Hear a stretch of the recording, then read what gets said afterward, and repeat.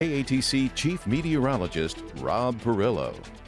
Welcome back and welcome to the weekend. And guess what? We have scattered storms in the forecast this weekend, but it looks like rain chances closer to the 50-50 proposition. There's still going to be storms tomorrow, don't get us wrong, but about half of the audience gets it. Unless it hits Lafayette, then our rain chances go down the chute and we've missed the forecast. But that would be a 60, maybe 70% chance. Let's go ahead, get into it. Before I get myself into trouble here, we have high pressure ridging in the west, big hot ridge there, ridge of high pressure in the eastern Gulf of Mexico. That's kind of working its way westward, and the upper low that's been plaguing us with clouds and deep tropical moisture continues to retrogress or move back to the west, so that's having less of an influence on our weather, and we're starting to see a little bit more of a drier north and northeasterly flow aloft, but that still can enhance thunderstorm activity provided we have the right ingredients in place, and we're still going to have those ingredients. Now tonight, severe weather busting out across the high plains. This is actually a frontal boundary that's going to get close to us on Monday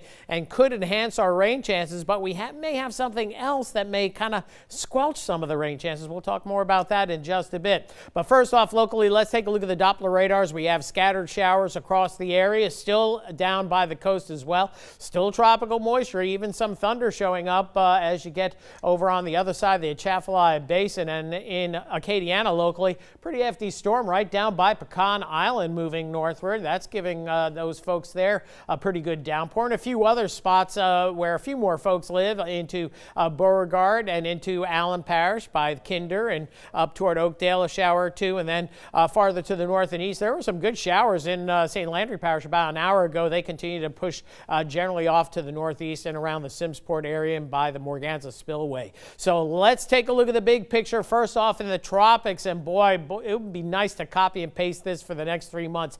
Very quiet across the Caribbean, very quiet in the Atlantic, quiet all the way up through the North Atlantic with the exception of our former tropical system Elsa that continues to race through the Canadian provinces right now. Center of circulation is just about moving out of the U.S. and moving into Canada, so that system's done with.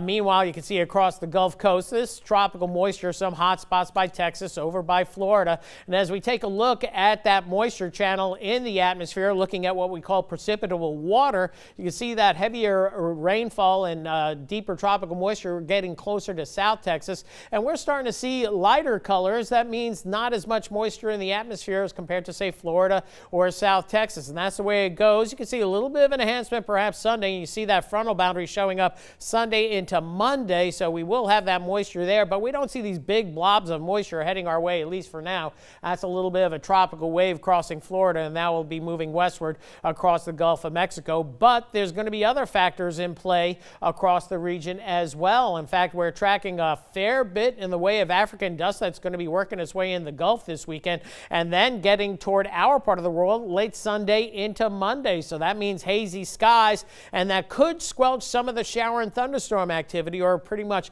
throw a dry blanket instead of a wet blanket on top of the showers and storms. I'm reaching for it. It's Friday night, why not? And here we go. We have another batch of African dust coming toward the Gulf of Mexico as well later into next week. So that is good. We like to see the dust across the region, but it's usually more of a July phenomenon that usually fades as we get into August and certainly September. So overnight tonight, the risk of shower or thunderstorm with that deep tropical moisture is still in place. And then tomorrow, very interesting, the HER model going for the same spot with a good chance of storms, Acadia, Vermilion, Lafayette parishes. So when the model goes that 2 runs in a row and shows you almost the same look, you got to go for a pretty good chance of storms in those locales. Notice it doesn't cover most of Acadiana, thus we got to go with a 50% chance of rain. And then it all happens again on Sunday with the chance of showers and storms kicking up mid-morning through the early afternoon hours. So count on those storms still going. A sultry Friday night that we're talking meteorologically could be good for you too as well.